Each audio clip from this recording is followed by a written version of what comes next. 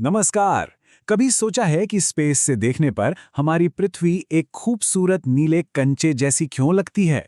आज हम इसी नीले ग्रह के दो सबसे बड़े हिस्सों यानी इसके विशाल महासागरों और महाद्वीपों के बारे में बात करेंगे।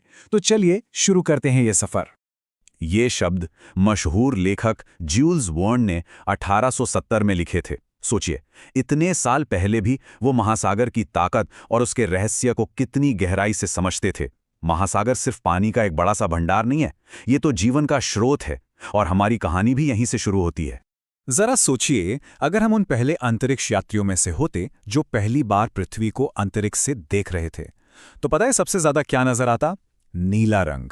ऐसा इसलिए क्योंकि हमारी दुनिया की सतह का लगभग 71% हिस्सा पानी से ढका हुआ है और इसी वजह से हमारे इस घर को नीला ग्रह भी कहा जाता है। तो ये नीला ग्रह आखिर है क्या? चलिए इसके दो मुख्य हिस्सों को थोड़ा और करीब से समझते हैं।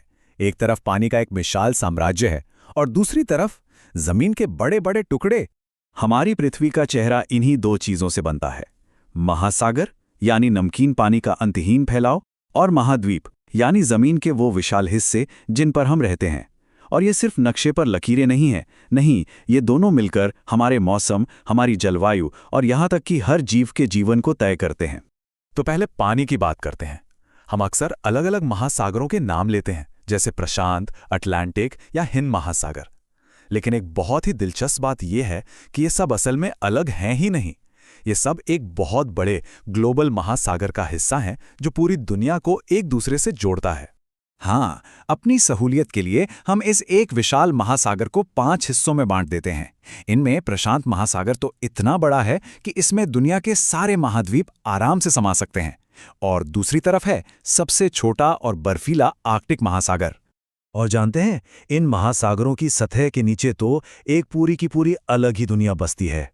सूरज की रोशनी वाले ऊपरी हिस्सों में तैरती रंग बिरंगी मछलियों से लेकर घोर अंधेरी गहराइयों में रहने वाले अजीबो-गरीब जीवों तक समुद्र का कोना कोना जिंदगी से भरा है। चलिए अब महासागरों की इस दुनिया से निकलकर जमीन पर कदम रखते हैं। पृथ्वी के ये बड़े बड़े जमीनी हिस्से जिन्हें हम महाद्वीप कहते हैं, इन सब की अपनी अपनी अलग कहानियां हैं। अच्छा, एक सवाल है, पृथ्वी पर कितने महाद्वीप हैं? सुनने में तो ये बड़ा आसान लगता है ना, लेकिन इसका जवाब उतना सीधा है नहीं जितना हम सोचते हैं। असल में सही जवाब इस बात पर निर्भर करता है कि ये सवाल दुनिया के किस कोने में पूछा जा रहा है। दुनिया भर में महाद्वीपों को गिनने के अलग अलग तरीके हैं। कुछ लोग यूरोप और एशिया को एक ही मानते हैं, जिसे वो यूरेशिया कहते हैं। इससे गिनती कम हो जाती है। वहीं कुछ लोग उत्तरी और दक्षिणी अमेरिका को एक ही महाद्वीप अमेरिका के रूप में देखते हैं। इसी वजह से कोई 4, कोई 5 तो कोई 6 महाद्वीप मानता है। लेकिन इन सारे मॉडल्स में से 7 महाद्वीपों वाला जो मॉडल है, यानी एशिया, अफ्रीका, उत्तरी अमेरिका, दक्षिणी अमेरिका, अंटार्कटिका, यूरोप और ऑस्ट्रेलिया, वो आज दुनिया में सबसे ज्यादा माना जाता है और स्कूलों कॉलेजों में पढ़ाया भी जाता है। तो हमने महासागरों और महाद्वीपों को गिन तो लिया, पर ये सिर्फ जमीन और पानी के टुकड़े नहीं हैं। ये बहुत शक्तिशाली ताकतें हैं जो एक तरफ जिंदगी देती हैं तो दूसरी तरफ पल भर में सब कुछ तबाह भी कर सकती हैं। इसका सबसे अच्छा उदाहरण है महासागरों का जीवन देने वाला रूप। भारत में जो मानसून की बारिश होती है वो इन्हीं महासागरों की देन है। ये वही बारिश है जो हमारी नदियों को भरती है, हमारे खेतों को सींचती है और करोड़ों लोगों की जिंदगी का आधार है। लेकिन सिक्के का एक दूसरा पहलू भी है। यही जीवन देने वाला महासागर जब अपना भयानक रूप दिखाता है तो चक्रवात और सुनामी जैसी आपदाओं को जन्म देता है, जो अपने रास्ते में आने वाली हर चीज को मिटा सकती हैं। इतिहास में इसकी सबसे दर्दनाक मिसाल 26 दिसंबर 2004 को देखने को मिली थी, जब हिंद महासागर में आई एक सुनामी ने 14 देशों में तबाही मचाई और 2 लाख से भी ज्यादा लोगों की जान ले ली। ये आंकड़ा हमें समंदर की विनाशकारी शक्ति की एक भयावह याद दिलाता है। पर इस भयानक त्रासदी से एक उम्मीद भी पैदा हुई। आज भारत समेत कई देश मिलकर एक ऐसी टेक्नोलॉजी पर काम कर रहे हैं जो सुनामी आने से पहले ही चेतावनी दे देती है। इस अर्ली वार्निंग सिस्टम का सिर्फ एक ही मकसद है कि भविष्य में ऐसी किसी आपदा से हजारों कीमती जानें बचाई जा सकें। महासागर जीवन देते भी हैं और लेते भी हैं, लेकिन अब एक तीसरा पहलू भी सामने आ गया है, हमारा यानी इंसानों का असर। तो इस पूरी कहानी में हम कहाँ आते हैं? हमारी भूमिका क्या है? ये बात बहुत ध्यान से सुनिए। महासागर हमारे ग्रह के फेफड़े।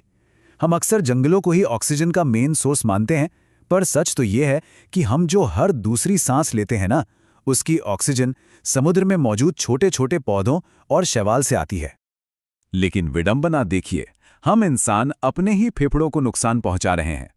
हर साल लाखों टन प्लास्टिक, फैक्ट्रियों का जहरीला कचरा और जरूरत से ज्यादा मछली पकड़ना, हमारी इन हरकतों से समंदर का दम घुट रहा है और उसका नाजुक संतुलन पूरी तरह बिगड़ रहा है।